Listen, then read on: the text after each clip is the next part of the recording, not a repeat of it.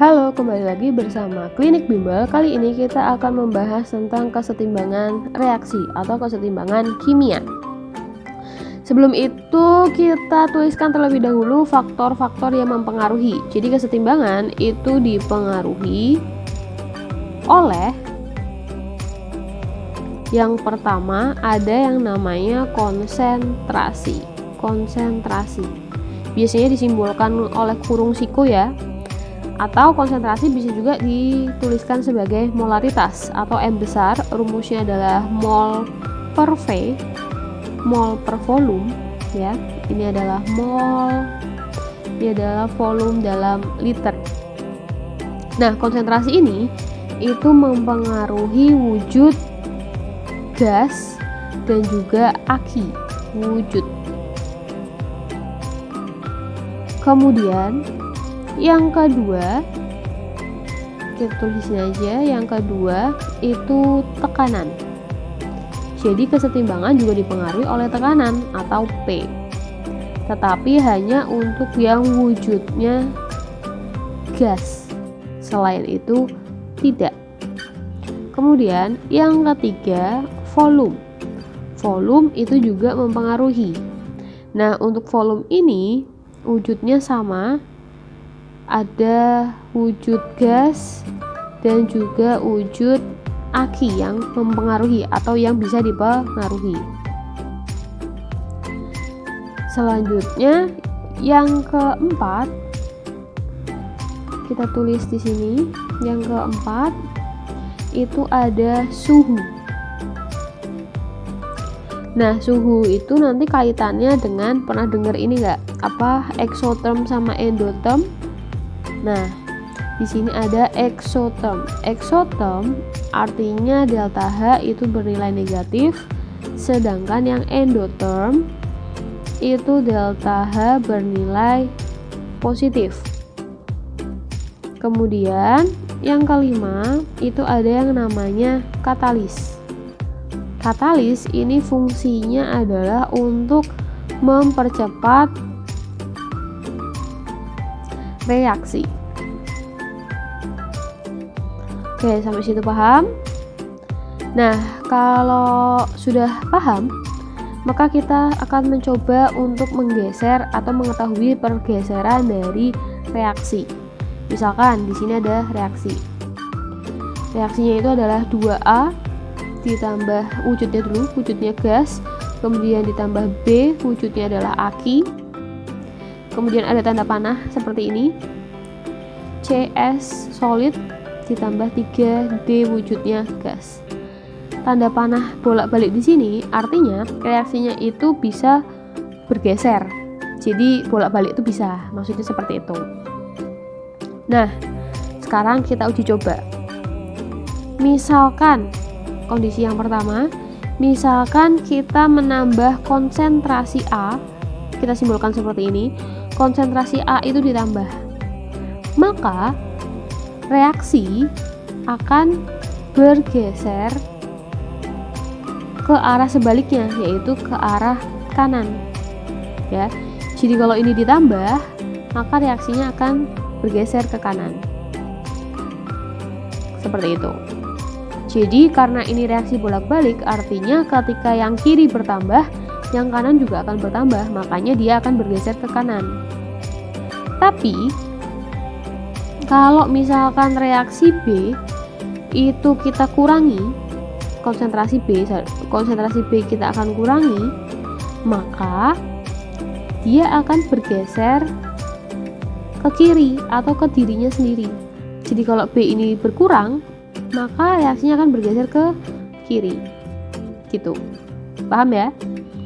Nah, kemudian kalau misalkan kita menambah konsentrasi dari C, dinaikkan konsentrasinya, maka apa yang terjadi? C ini kan solid.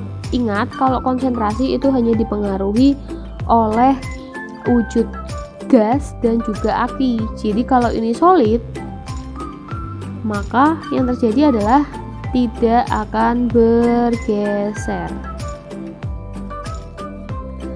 Kemudian untuk berikutnya tadi kan tentang konsentrasi ya. Nah, tadi kayaknya belum ada tambahannya. Oke, yang wujud tekanan dulu, mungkin kita kasih catatan dulu. Kalau tekanan dinaikkan, maka dia akan geser ke koefisien yang kecil. Misalkan di sini reaksinya masih sama, terus kita naikkan tekanannya. Jika tekanannya naik, maka akan geser kemana? Kita lihat yang sebentar, kita tulis dulu biar tidak lupa, hanya gas. Yang gas itu di sini ada A, kemudian yang di kanan ada D. Berarti kita tulis 2A sama 3D-nya aja ya, yang gas. Kalau kalian lihat, kalau tekanan dinaikkan, maka dia akan bergeser ke koefisien yang kecil. Yang kecil yang mana? 2 atau 3? Ternyata yang 2. Artinya akan bergeser jika P-nya dinaikkan, maka dia akan bergeser ke kiri. Sampai situ paham? Selanjutnya kita akan coba ketika menambahkan volume. Di sini kita catatkan dulu. Jadi kalau volume, ketika volumenya itu dinaikkan, maka dia akan geser ke koefisien besar. Kita contohkan, misalkan di sini reaksinya, jika volumenya dinaikkan, maka volume tadi kan hanya mempengaruhi gas sama aki ya. Kita tuliskan untuk yang sisi kiri itu koefisiennya 2 sama 1. Jadi kalau di sini nggak ada angka berarti 1. Kemudian reaksi yang di kanan itu kita ambil yang gasnya aja, berarti 3. Nah ini kan sama-sama 3, artinya apa? Artinya jika enggak usah, jika volumenya dinaikkan maka tidak bergeser karena koefisien mereka itu sama jumlahnya. Kemudian kalau misalkan pengaruh suhu, kita tuliskan dulu suhu itu di sini. Oke, catatannya apa? Catatannya itu adalah kalau misalkan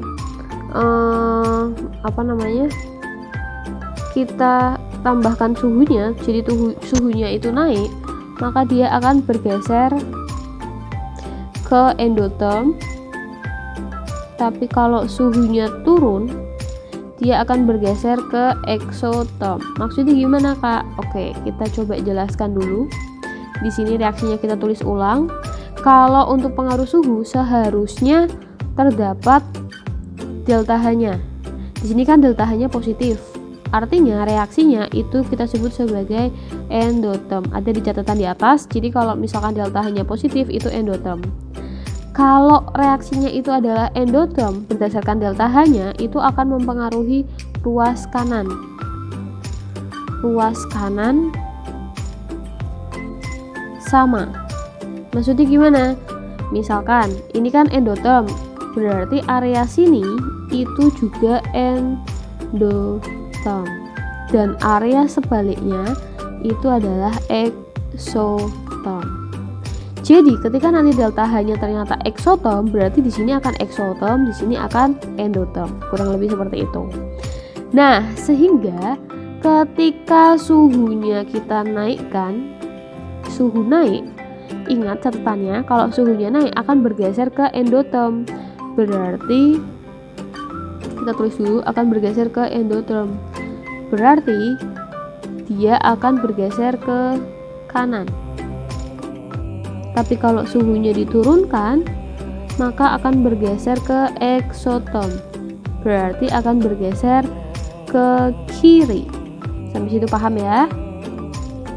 Kemudian ada latihan soal yang pertama ada reaksi, kemudian ke arah manakah kesetimbangan akan bergeser. Yang pertama, Na2CO3 itu akan ditambah, bagaimana pengaruhnya terhadap CO2. Kalau ada kata-kata seperti ini, itu artinya Na2CO3 konsentrasinya akan ditambah.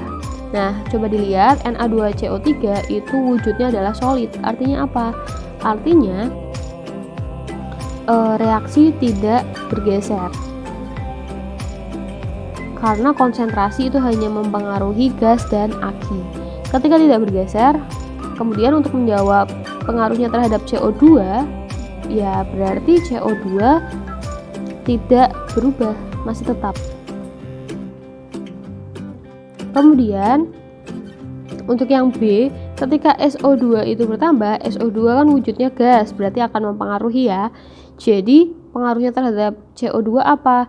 Ketika SO2 ditambah, maka akan bergeser ke sebaliknya, bergeser ke kanan. Pengaruhnya terhadap CO2 apa? CO2 akan bertambah.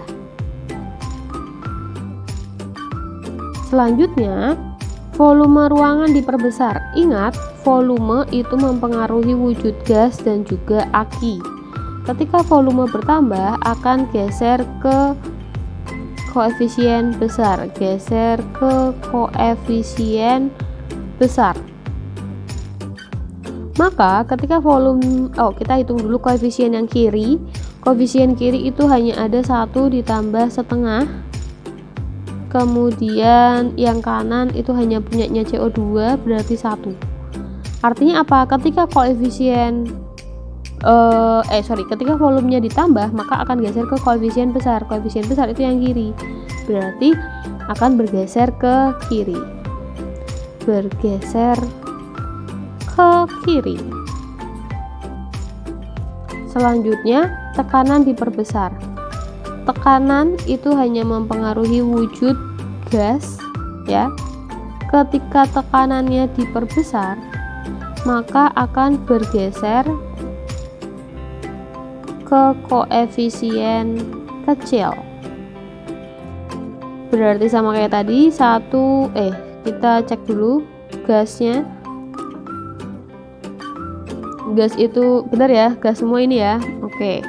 Berarti sama seperti sebelumnya, koefisiennya itu adalah 1 ditambah setengah sama 1.